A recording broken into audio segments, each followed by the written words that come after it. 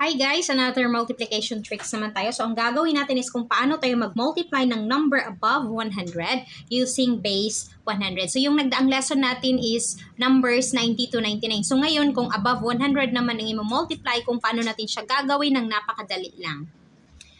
Okay, titingnan natin ang ating mga numbers kasi ang base natin is 100. So, 108, meron siyang sobra na 8. Tapos, si 107 is meron siyang sobra na 7.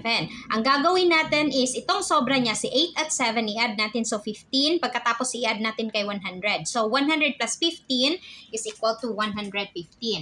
So, meron tayong 115. Again, so 100 plus 8 plus 7 is equal to 115. Ngayon, ang susunod na gagawin natin is itong sobra niya, si 8 at 7, i-multiply natin. So, 8 times 7 is equal to 56. Ayan. So, ang sagot sa ating 108 times 107 is equal to 11,556. O, di ba ang dali lang? Another example tayo, 112 times 115. So, again, ang sobra dito is 12 at ang sobra dito is 15. So, 12 plus 15 is equal to 27. So, idagdag natin siya sa 100. Meron na tayong 127. And then, 12 times 15. So, i-multiply natin si 12 times 15. 10, carry 1, 6, 2, 1. So, 180. So, 12 times 15 is equal to 180.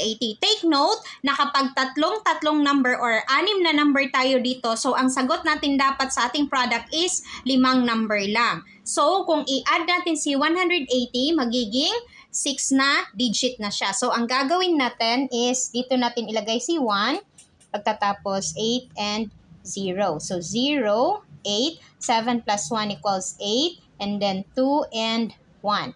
So, ang sagot natin dito is 12,880. So, ibig sabihin, 112 times 115 is equal to 12,880. Recap natin, ang sobra dito sa 100 is 12, tapos meron tayong 15 dito. So, si 12 at 15 is equal to 27, plus 100 is equal to 127. And then, 12 times 15 is equal to 180. Dapat 5 digit lang yung sagot natin sa ating multiplication. So, si 127 at 180 is 6 digit siya. So, dito natin ilagay si 1 kay 7 para maging 5. So, 0, 8, 7 plus 1 equals 8, and then bring down 2 and 1. Ang sagot is 12,880.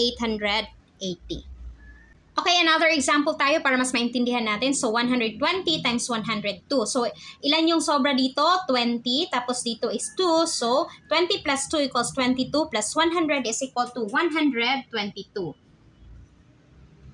And then, 20 times 2 equals 40. So, ang sagot sa ating 120 times 102 is equal to 12,240. O, di ba ang dali lang? So, another example tayo. 135 times 140. So, ang sobra dito is 35 and 40. So, 100 plus 35 plus 40 is equal to 175.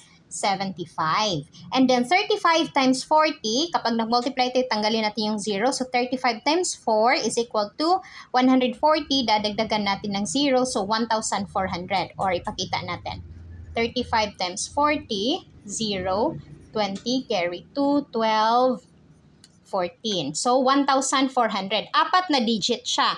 Take note na dapat 5 digit lang yung sagot natin. So, dahil 4 siya, meron na tayong 3 dito, dapat 2 lang yung madagdag natin. So, itong 2 0. So, 1, 2, and then dito natin ilagay si 1 at 4 para 5 digit lang yung sagot natin. So, 0, 0, 5 plus 4 equals 9, 7 plus 1 equals 8, and then bring down 1. So, ang sagot natin sa 135 times 140 is equal to 18,900.